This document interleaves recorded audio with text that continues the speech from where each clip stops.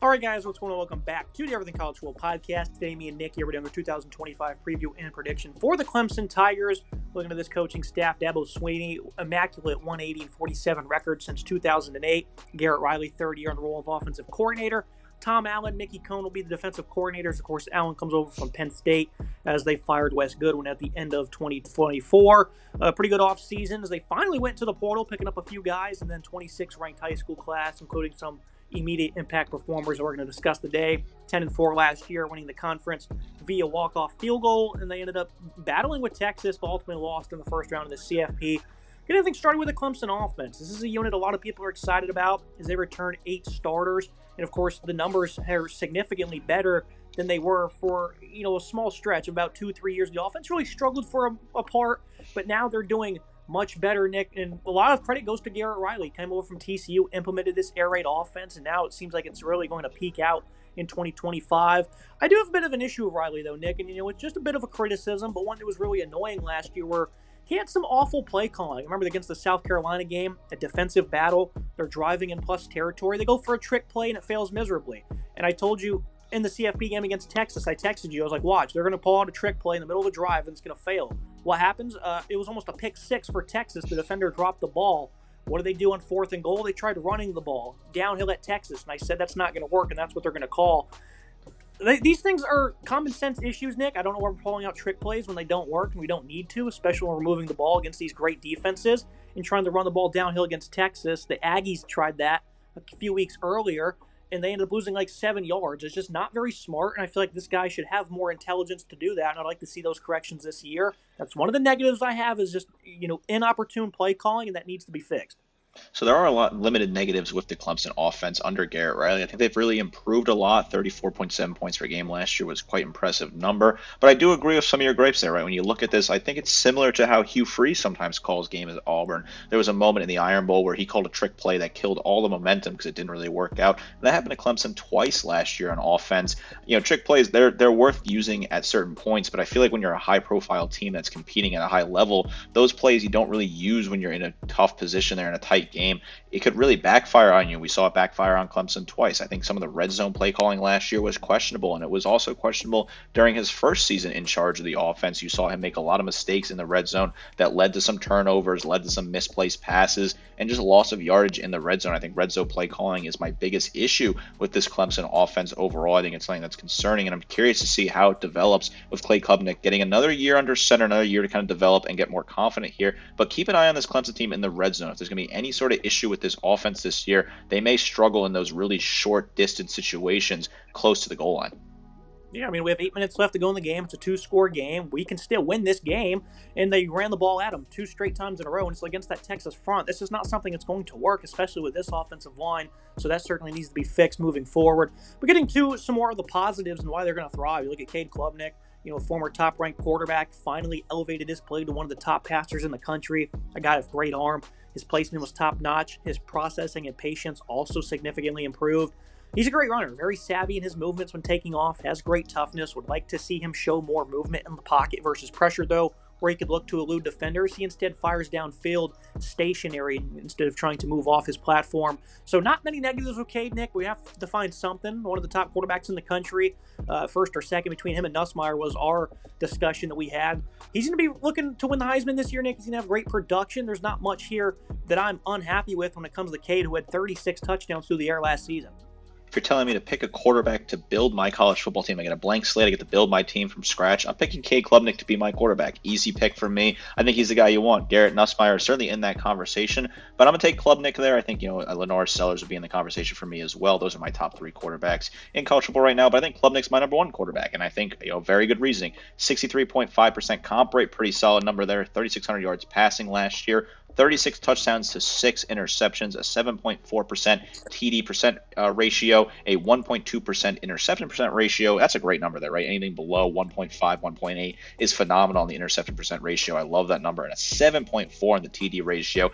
very impressive on 486 attempts. I think he's really solid, accurate. Also has the ability to use his legs. Curious to see if they will use him in the running game this year. I want to see what his type of workload looks like in that regard. 463, 4 yards per carry, and 7 scores last year. Certainly involved in, I mentioned that I was concerned about some of the play calling in the red zone. Maybe you find a way to get him more his designed quarterback runs in the red zone. They seem to have success with that at points in the season last year. If I'm a fan of Clemson, I have no issues. K. Klubnik's best quarterback in college football. He's confident under center, and he's only continuing to develop. A lot of people had questions about him because he had some rough times early in his career, but he's polished himself out. He's a very solid quarterback. Expect him to have a phenomenal season and be in contention for the Heisman. 7 games of 10-plus carries for Klubnik, so he's certainly a valued runner who can do work, like you said, in the red zone, short yardage. He's really good at scrambling and making waves when it comes to picking up first downs as well. Look at the running back room. This is a group that's probably going to be the weaker part of this offense. Gideon Davidson, he's expected to be one of the top true freshmen in the country just due to the lack of depth in the backfield. He's going to be getting a large load early as a high-end 4-star. His ability to run between the tackles also really solidifies that. He's got good speed and cutability as well, but I look at a guy like Phil Maffa who departs, and this is the ideal replacement for a guy who had 1,100 rushing yards last year. So Davidson's going to be tremendous. Jay Haynes, redshirt sophomore, didn't do much last year. He's probably going to be trusted into that running back 2 role. David Izamumi used in his redshirt last year, playing only 5 games. Adam Randall, he's been a wide receiver most of his career, but he did have 4 carries for 44 yards in that playoff game against Texas.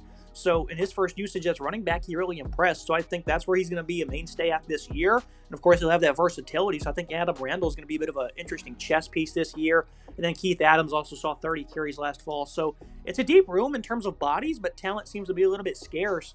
I'm looking at guys like Randall and Adams to see what they can do this year, Nick. And of course, that true freshman should be the guy who's RB1. It is a deep room in terms of bodies, but the production is lacking. I'll start with Gideon Davidson, who comes in as a true freshman. 5'11", 185 is what he was clocked at. Out of Lynchburg, Virginia, played at Liberty Christian Academy, a decent high school in that area. They're confident in this kid. They think they're going to plug him in immediately, and he's going to be a high impact, obviously a 5-star recruit for a reason.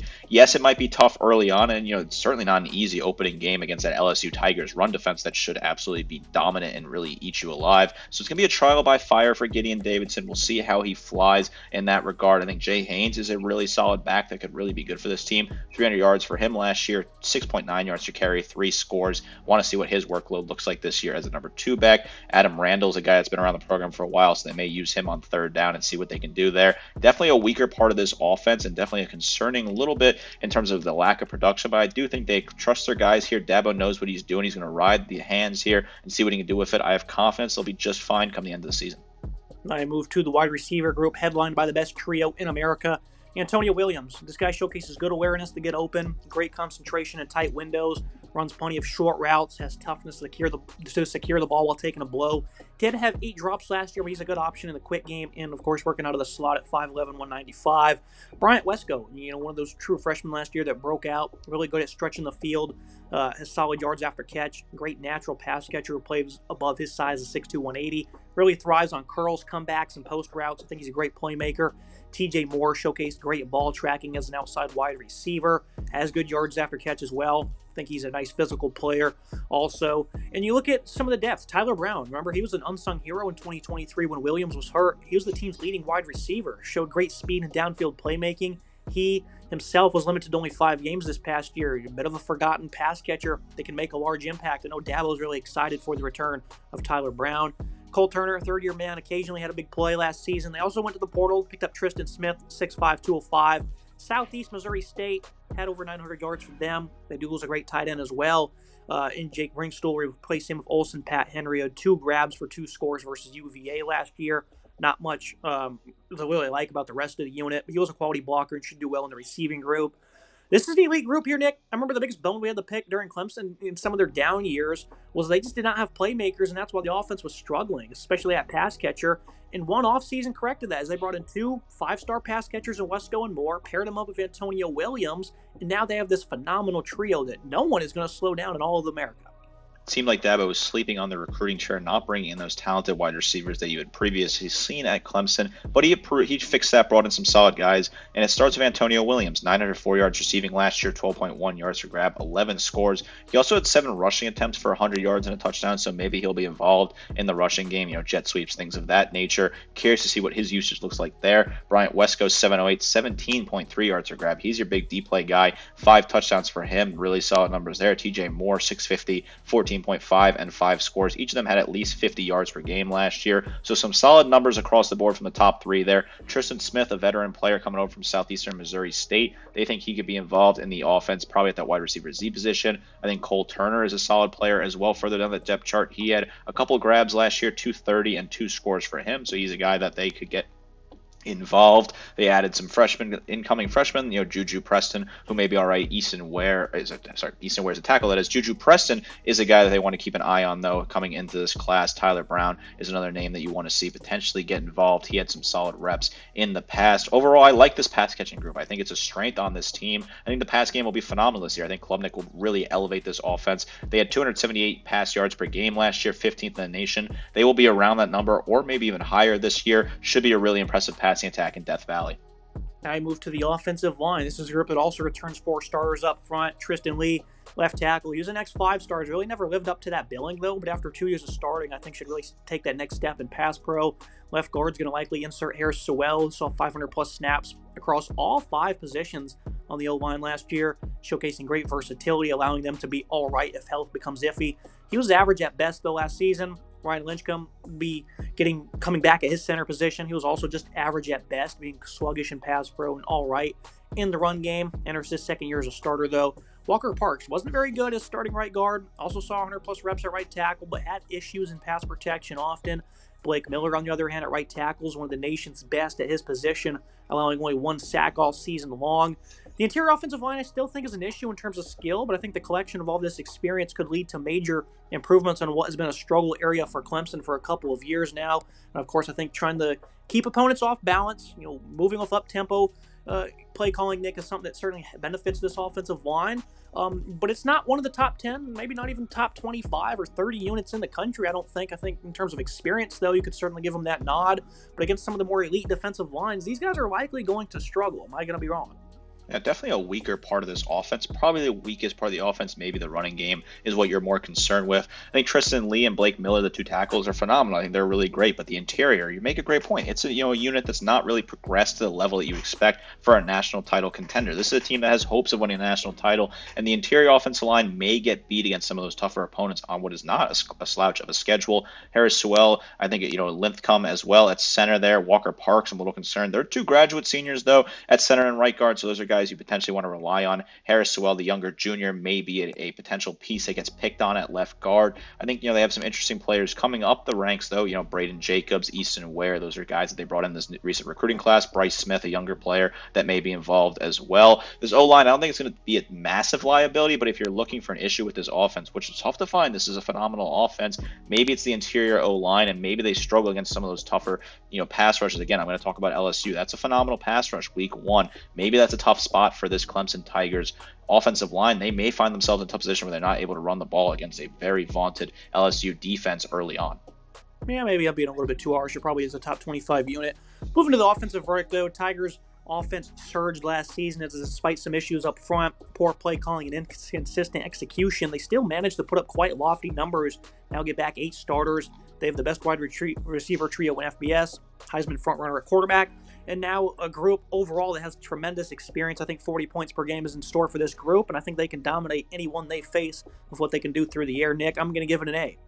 Yeah, I think 40 points per game, 300 pass yards per game is a realistic expectation. Those are high numbers, but this is an offense that's got great play calling, a really strong quarterback, one of the best in the nation, if not the best in the nation, a really good wide receiving room with a really deep trio, as well as some solid depth, and an O-line that's really serviceable at times, although the interior may be weak. The running game, I'm a little concerned about that, curious to see how they kind of scheme that up. They weren't great at times at running the ball last year. It was their weakest part of the offense. Still 40th in the nation is quite respectable. They'll probably hover around that number, maybe a potential a little bit worse here. Overall, this is an A offense for a reason. Returning 8 starters in this conference is a really impressive number as well. I like what they have here. Should be a phenomenal season for this Clemson offense. Now I move to the Clemson defense, a group that was, fair at best last year, which was quite shocking because this is a phenomenal collection of talent. We'll read off, what is a deep group for the defensive line in terms of their talent here. But one thing I want to talk about first, Nick, is just the run defense was not great last year. And this is a group that gave up 200 plus yards on 5 different occasions last year. At the end of the year, they were just abysmal when it comes to this run defense. Against Texas, they gave up 292 and 4 scores. I remember when Clemson made it a close game there. It was a one-possession game, and I was just like, just wait, they're going to rip off a 70-yard touchdown. And that's exactly what happened. I remember I texted you that, Nick, just because I've watched college football for so long, and I understand momentum very well, and I think you do as well, and you weren't shocked that I made that prediction, and it came true and within 60 seconds. The next week, though, Texas, they played Arizona State, a much weaker front than Clemson's. They didn't allow a single run of over 10 yards. They did nothing against the Sun Devils running the ball, Nick. That is embarrassing. That is a joke. That's why Wes Goodwin is gone, giving them almost 300 rushing yards, while the opponent, who's much weaker the next week, allows nothing and is a complete brick wall. That is embarrassing for Clemson. Yeah, it's just not good enough, right? Wes Goodwin loses his job for a reason here. Dabo knew he had to make a change, had to figure something out. So he ends up firing his coordinator and bringing in, a guy that's been around college football forever in Tom Allen. He's a veteran name, was a head coach previously in the Big Ten, a guy that's got a good reputation as a defensive play caller. He's a guy that you can trust, you can rely on. He's a steady hand, and I think he'll really do a lot in helping improve this run defense, because the run defense was a joke at times last year. 85th in the nation, 160 yards per game, just isn't good enough. The rest of the stats, they were solid overall, right? 23.4 points per game is good enough, a top 50 unit in that regard. But in general, still, you wanted more out of this defense. Returning 9 starters, I'm expecting them to improve because these are all guys getting more snaps under their belt. And there's a couple of these names here that we're going to talk about that are guys that are going to finally break out. They have to, considering their high-level status as high recruits coming out of high school. Dabo knew he had a problem here. He addressed it, fired his coordinator, brought in a veteran in Tom Allen, who should be a steady hand that could right the ship here. Yeah, the reason why we're so vocal is because you have players like T.J. Parker coming off the edge. You got a great speed, has strength to fight off opposing tackles, great instincts, and does an elite job of forcing fumbles, as he has a knack for finding the ball when hitting opposing quarterbacks. Good in pursuit versus a run, a very efficient tackler. Could benefit to add more rush moves, isn't the greatest bender and lacks length. You also have Peter Woods, very good at the point of attack of his athletic ability and quickness. Good speed and twitch allows him to also come off the edge. 6'3", 315, certainly lacks speed and length to make favorable matchups created against better opponents. But this is still 2 guys who are forces that might both go first round next year. The rest of the defensive end group returns 2 good guys who will be splitting, or starting role in Cade Denhoff, Jaheim Lawson. Neither were all that good, as both struggled versus the run and combined for only 3 sacks. So they went to the portal to add a new body, Will Helt, who was phenomenal for Purdue, did damage versus the run, and he got 5 sacks as well. Look at the interior defensive line. Demonte Capehart was great versus the run in his 250 snaps, missed 0 tackles in the hole, and he's a stud, 6'5", 315 pounds. Stephylon Green was also really good versus the run as a redshirt freshman, being a 290-pounder. Also only saw about 300 reps. Still waiting for an ex-5-star in Vic Burley to get on the field. They're also joined by another 5-star in Amari Adams, a true freshman. And again, despite that elite collection of talent, Nick, this group was just poor against the run. Weak run fits, missed assignments. Tom Allen should certainly improve the fundamentals as well. With guys like Parker and Woods, they should be top 10 nationally against the run.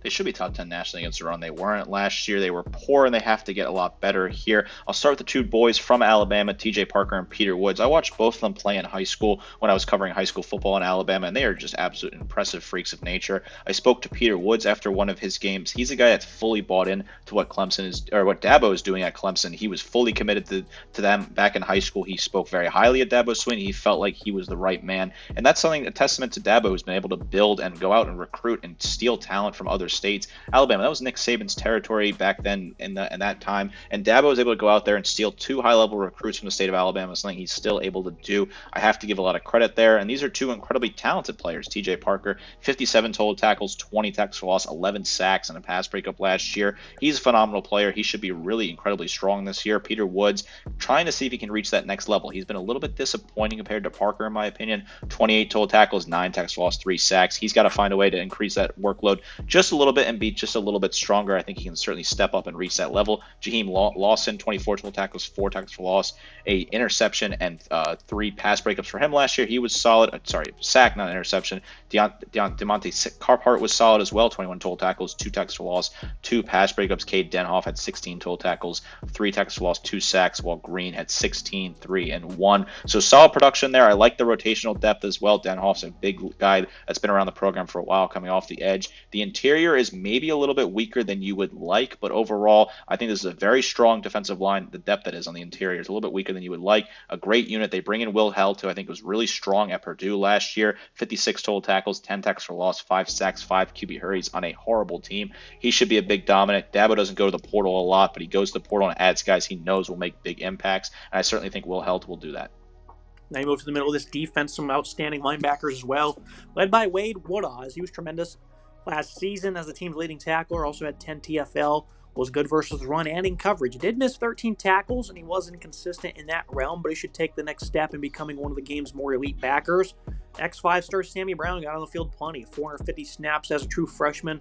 He was pretty sound in all regards and had better numbers than the 2 starters, despite playing significantly less snaps as the 2 in front of him, as they both had over 700 and 800 reps collectively. So those are elite numbers, Nick. What can he do with double the production, or in terms of playing time? I think we're going to find that out this year. Jeremiah Alexander comes over from Alabama, barely saw the field in his 3 seasons. Jamal Anderson only saw about 80 reps last year. D. Creighton saw 150 snaps across 6 games, so likely a player they want in the rotation. Second and third string, not all that confident in, but they have one of the best starting tandems in college football with Woodaz and Brown. Extremely dominant starting tandem there with Woodaz and Brown. Your number 1 tackler on this team last year, your number 3 tackler on this team, respectively. Woodaz, 83 total tackles, 10 tackles for loss, 3 sacks, a pick, 5 pass breakups, 3 forced fumbles. Guy was all over the place, top tackler for a reason. Sammy Brown looked really good as a true freshman. 80 total tackles, 12 tackles for loss, 5 sacks, 3 pass breakups. He's a really key piece. And again, I highlight, the portal. Jeremiah Alexander comes over from Alabama. He was Peter Wood's teammate in high school at Thompson, Alabama. He didn't really do anything for Alabama. He had 7 tackles, but they played together in high school. They were teammates. They know each other. I think Dabo purposely added Alexander, a guy that has good chemistry already with one of the players on his team, and is a really good depth piece. I think you'll find a way to see Alexander improve his play significantly at Clemson. Could be a decent little add come the end of the season. You move to the secondary for Clemson. It was actually pretty good for the most part. This isn't a group I thought was too bad against South Carolina. They gave up only 164 yards. SMU, playing from behind, was really picking them apart. And then Louisville, 156 yards, but that was a game that kind of struggled in. But for the most part, this is not a secondary. They got burned by too many people. Allowed 22 touchdowns, 3,000 yards collectively. Did have 16 interceptions. Of course, they're going to return one of the top corners in the country. Avion Terrell, a DB with great tackling technique, excellent speed, shows nice physicality to knock opposing receivers off their route, possesses good length and quick feet as well. He was elite versus the run, very good in coverage. Ashton Hampton, on the other hand, was good in his freshman campaign as he shined in coverage. Was less than desirable versus the run, and as a tackler, does need to improve in those areas.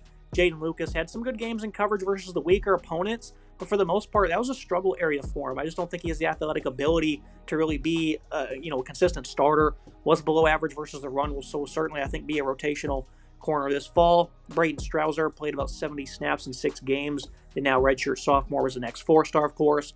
Khalil Barnes, he's a veteran now that was versatile in the safety role, seeing most of his time out of the slot last year. Really struggled in coverage, but he was a playmaker. Had 4 interceptions, most of which came late in the year in key games as well. So I think Barnes is really going to take that next step. Shelton Lewis, he was a veteran of the program, saw 200 snaps last year. Wasn't very good, though. The safety group also returns Kylan Griffin. He really didn't build off of what was a strong 2023 season, as he did struggle in most areas.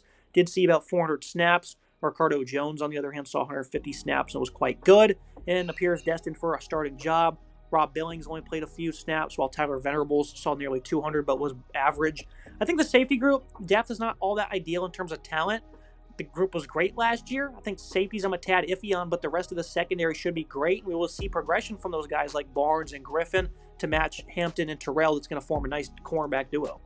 Yeah, I think Hampton Terrell are a phenomenal quarterback duo. You start with Terrell, one of the best players in the nation at his position, 58 total tackles, 5 tackles for loss, a sack, 2 picks, and 12 pass breakups last year. Really impressive numbers there. Ashton Hampton, 27 total tackles, 1 tackle for loss, 2 picks, and 5 pass breakups for him. One of those was a pick six. Solid numbers. The safety group, I think, is a little bit concerning, but overall, there's still some talented pieces here. Khalil Barnes, 61 total tackles, a tackle for loss, 4 picks, 3 pass breakups. He was okay at times. Kylan Griffin, 25 total tackles, a pick, 2 pass breakups. He's got to be a little bit better here. Ricardo Jones, 20 total tackles, a sack, and a pick for him, while Tyler Venables had 14 total tackles, 1 tackle for loss, although he is the son of the head coach at Oklahoma, so obviously he's got some high football IQ there, a solid player that will get some experience this year, certainly a decent little player on the bottom of the depth chart. Overall, the safety group's a bit weaker, but I think the secondary was good last year, 53rd in the nation, 213 yards per game given up is an impressive number. A great corner duo in Terrell and Hampton should be one of the most dominant in the nation. Curious to see how the safety group progresses, though.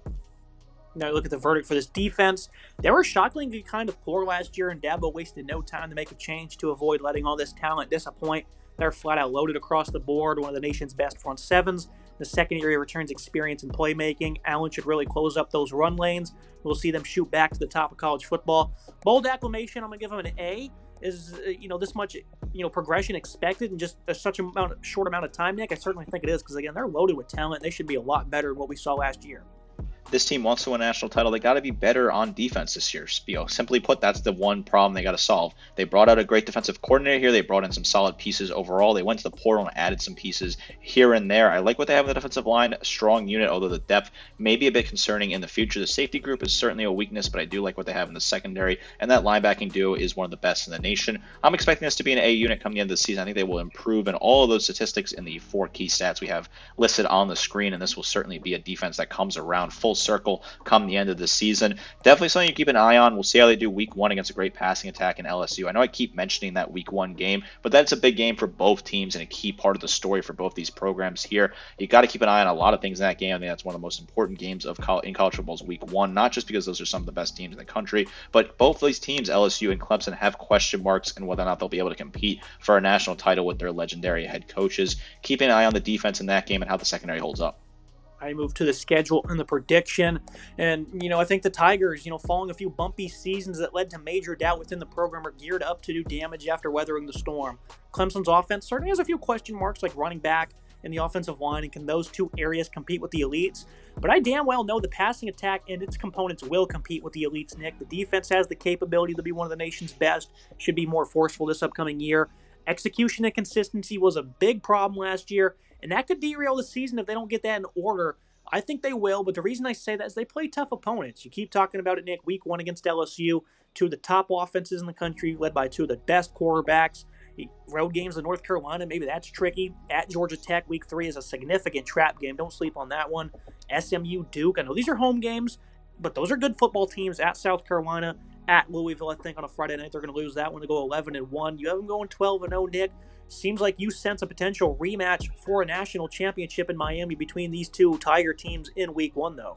I think it's certainly possible. I keep talking about that week 1 game, so I'll spare the viewers a little bit of me talking about that since you just highlighted it. This has been a down era for Dabo Swinney and Clemson. I'm saying that in quotations because they were still impressive since they went to the national title game in 2019. 10-2 in a Sugar Bowl appearance, 10-3 with a Cheez-It Bowl win, 11-3 with an Orange Bowl appearance, 9-4 with a Gator Bowl win, and then 10-4 with a playoff appearance last year. If that's down, that's crazy. You're really spoiled in that regard, but this is still a program that thinks they can go out and win national titles and a fan base that is hungry for that level of success. They've not been to the national title game since 2019, and they expect to be back, and I don't blame them. Dabo Swinney's still getting kids to commit to his vision and his brand out of high school, which is very impressive to have this sort of run since 2008, a very long tenured coach in college football. He's getting guys to commit. They went out to the portal for the first time and added a few pieces here and there, which I think is also interesting move. Dabo's not going to commit to the portal, obviously, but I do like that he's willing to add a piece here and there. I love this team. I think the offense is phenomenal. I think, K. Clemson next best quarterback in college football,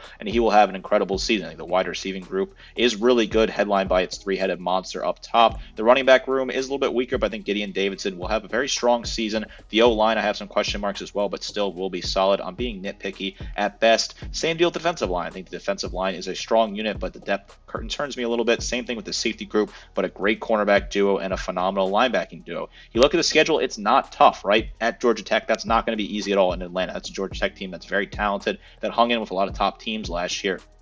At North Carolina, you have the whole circus show of Bill Belichick's girlfriend. Who knows what's going to happen? That two legendary coaches at their craft, dueling it out between Bill Belichick and Dabo Swinney at the college level. Quite interesting to see. Duke's a very talented team. SMU's a very talented team.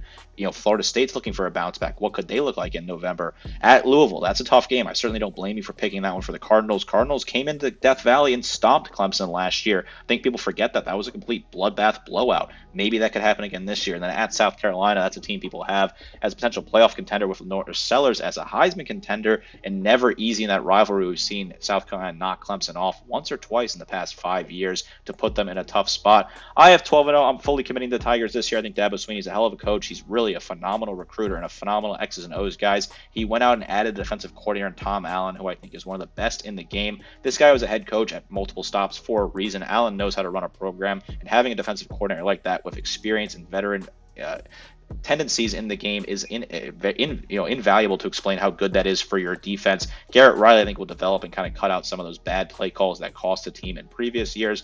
I'm all in on the Tigers this year, 12-0. This is a phenomenal team, the class of the ACC. A lot of stuff we put out today. Very excited for this team. Closer we get to week 1. Can't wait for the two Tiger teams to go down. I think both will be in the playoffs. That's going to be a great head start, though, to see who can get into the playoffs. So that's going to be it for today's episode. As always, Nick, appreciate you joining me. Make sure you guys like, comment, and subscribe. See you next time.